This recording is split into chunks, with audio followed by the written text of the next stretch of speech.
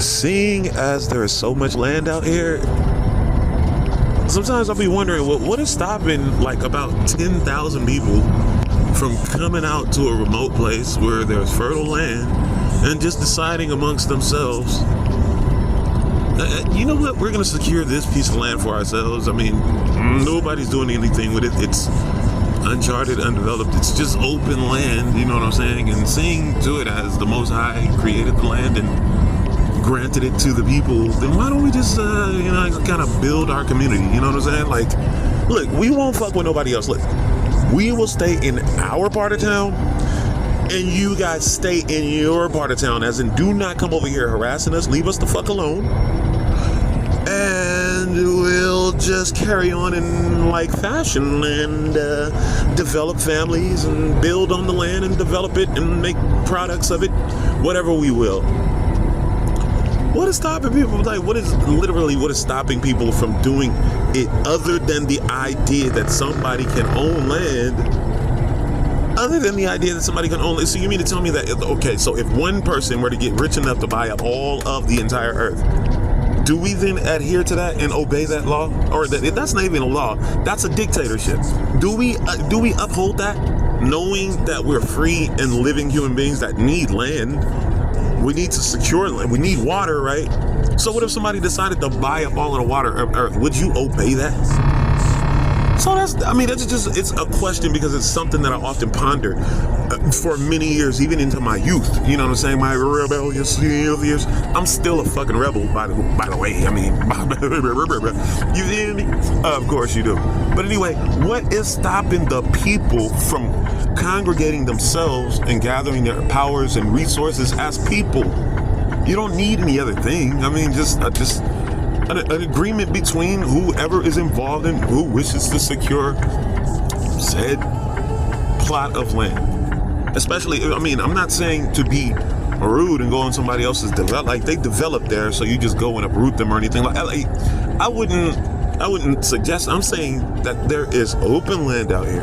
Nobody's doing anything with it. And if you, the people who have congregated and gathered yourselves together, just so decide to develop it and then use all of your skills. There could be somebody who knows how to do construction. You guys know how to build shit. Don't we have people that are in our community that knows something about electricity? Or how water, I don't know. I don't have to fucking know. But if we can just get the fucking resources together and decide, okay, look, we're tired of being mistreated in this system of things. How about we just go on over here? We can just mosey on over here and just secure the plot of land. Own it. Claim it. Put it on record that it's been claimed. Put it on record that you intend to develop sustainable shelter and, tribal kinship ties, communities, where you guys can barter and trade as it is your right. If a sister knows how to braid hair and a brother knows how to hunt or quarter a buffalo, then maybe they can make some trade. Hey sis, you can do my hair for 3 months. I'll give you I'll give you a couple of legs of this buffalo. This shit'll last you for a minute. But you gotta understand that it took me energy to go out here and actually kill it with the spear. So if you do my hair for 3 months, I'll supply you with this much buffalo. It doesn't even, does that even require a dollar amount? No. It just requires that person has a skill, you have a skill, you guys have traded your skill. Is that impossible? Like, is it impossible? If the man that knows how to build a home, or a group of men that know how to build a home, they have the skill of building a home so that it keeps you safe from the environment and safe from the natural elements, and keeps you covered when it's cold and warm. What if that person were to make a deal with the man that, I don't know, he grows watermelons for a living? He's really good at it. Like, he can grow a hell of a lot of watermelon in a short amount of time because he knows how to plant according to the season. Now, what if that man that builds homes, or that group of men, or that guild that builds home, decided, hey man, this dude has the best, crisp, juiciest watermelons this side of Israel. This is just a kid's dream. Now, what if those people happen to trade? Hey man, look, you build me a home, I will give you watermelon for up to like 2 years. Just come to me, boy. All you got to do is just bring the goddamn cart, and then you just wheel the shit up out of here and I'll give it to you, man, because I got it like that. What's stopping us from doing that? And then we can completely exclude any other foreign dollar out of our barter and trade if we decide to take a stance and do it. I can't do the shit on my own. I shouldn't have to do the shit on my own. Especially if there's thousands of people that can be organized to do the shit together, and then we can build a comfortable and thriving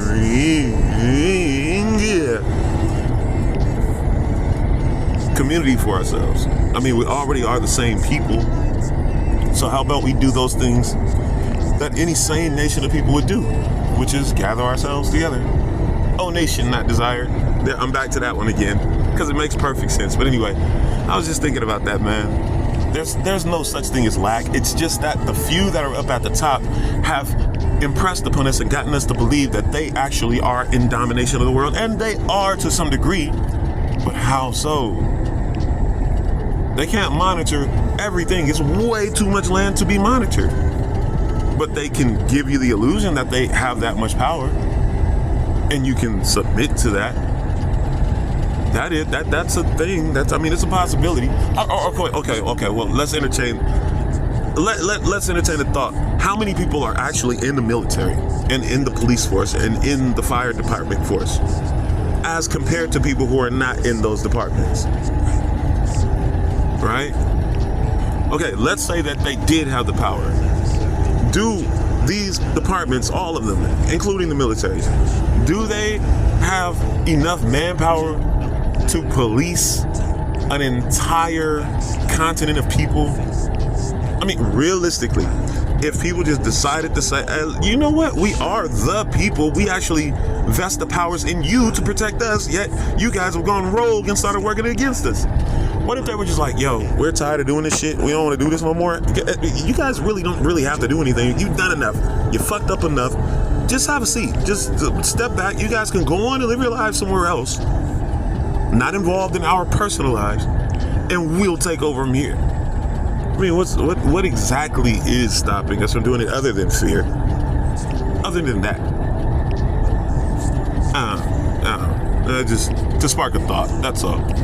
Yeah, this is the shit I think about. I don't know. Maybe nobody else thinks about it. Maybe I'm just the only person. Maybe I'm just like kind of losing it here, but.